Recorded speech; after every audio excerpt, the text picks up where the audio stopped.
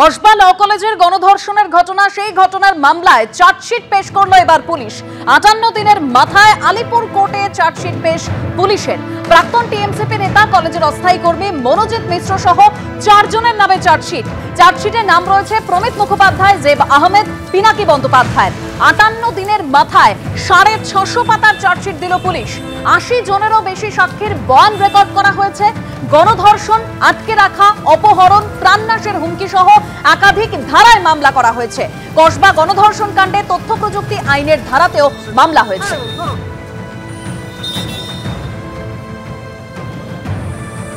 কসবা গণধর্ষণ মামলাতে 58 দিনের মাথায় অবশেষে কলকাতা পুলিশের তরফে চার্জশিট দাখিল করা হলো আলিপুর আদালতে। দেখা যাচ্ছে তদন্তকারী যারা অফিসাররা রয়েছেন তারা চার্জশিট দাখিল করার পরে এই মুহূর্তে আদালত থেকে তারা কিন্তু বেরিয়ে যাচ্ছেন। 650 পাতার এই চার্জশিটে 80 জনের সাক্ষ্য নেওয়া হয়েছে।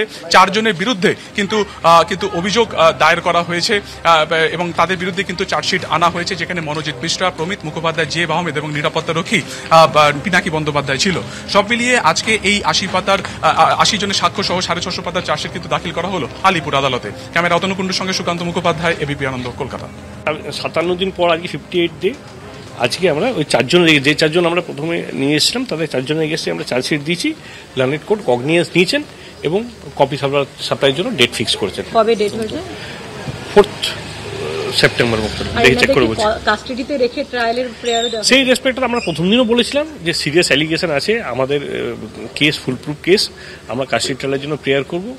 আমাদের এভিডেন্স সব আমাদের ফেভারেই আছে। কি প্রাইম অ্যাকিউজড হিসেবে দেখানো হয়েছে? সবাই আছে, সবাই একসাথেই আছে, ইনভলভমেন্ট সবারই পেয়েছি আমরা। 1 মাসের মধ্যে ফের উত্তরাখণ্ডে ভয়াবহ প্রাকৃতিক বিপর্যয়। উত্তরকাশী জেলার পর এবার চামোলি জেলা। গতকাল রাতে চামোলির থড়ালি তহসিলে মেঘভাঙা বৃষ্টিতে বিপর্যয়। হরপাবানে বহু বাড়ি গাড়ি ভেসে গেছে। 20 বছরের এক তরুণী ও এক বৃদ্ধ ধ্বংসস্তূপের নিচে চাপা পড়েছেন বলে আশঙ্কা করা হচ্ছে। সাব ডিভিশনাল ম্যাজিস্ট্রেটের বাসভবনও ক্ষতিগ্রস্ত হয়েছে। আর ইতিমধ্যে যেমনটা জানা যাচ্ছে, তরুণীর দেহ উদ্ধার হয়েছে। 20 বছরের এক তরুণীর দেহ উদ্ধার হয়েছে ধ্বংসস্তূপের নিচ থেকে। উদ্ধার কাজ এখনো চলছে পুরোদমে। যে ঘটনা ঘটেছে 18 দিন আগে, নিশ্চয়ই আপনাদের মনে ছিল যে উত্তরকাশী জেলা, সেখানে একেবারে নিশ্চিহ্ন হয়ে গেছিল ধরালি। আর এবার গতকাল রাতে চামোলির থড়ালি তহসিলে মেঘভাঙা বৃষ্টিতে বিপর্যয়। বহু বাড়ি গাড়ি হরপাবানে একেবারে ভেসে গিয়েছে। 20 বছরের এক তরুণীর দেহ উদ্ধার হয়েছে। এক বৃদ্ধের ধ্বংসস্তূপের নিচে চাপা পড়ে থাকার আশঙ্কা। अरे मेरी बाइक वहाँ से मिली, मेरी बाइक मिल गई।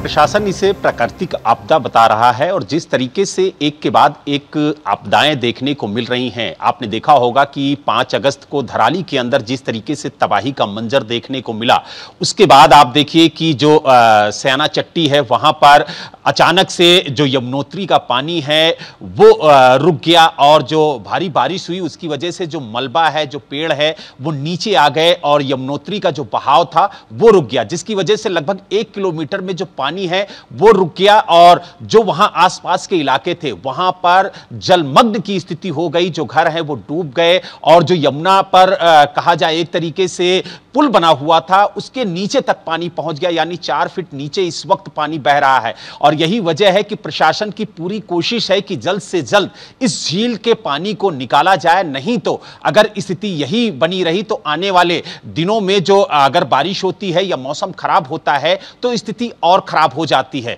तो इसीलिए ब्लास्ट के जरिए झील के पानी को निकालने की कोशिश की जा रही है। लेकिन जिस तरीके से देर रात में थराली के अंदर बादल फटा और वहां पर भी पानी के साथ भारी मलबा पहुंचा, सड़क पर मलबा साफ देखने को मिल रहा है। जो पेड़ है, जो बोल्डर है वो नीचे आए हैं, जिसकी वजह से कई घर क्षतिग्रस्त हुए, कई घरों में मलबा पहुंच गया। यहां तक कि जो एसडीएम का आवास है वो भी सुरक्षित नहीं रहा, वहां पर भी मलबा पहुंचा है और वो भी क्षतिग्रस्त हुआ है। मार्केट जो थी वो क्षतिग्रस्त हुई है। तो कहीं ना कहीं जो एक तबाही के निशान है वो उत्तराखंड में लगातार देखने को मिल रहे हैं और जिस तरीके से एक के बाद एक आपदा आ रही हैं उसको लेकर के प्रशासन भी चिंतित है, क्योंकि एक जगह राहत बचाव का कार्य पूरा नहीं होता है कि दूसरी घटना हो जाती है और वहां पर भी टीमें भेजनी शुरू होती हैं।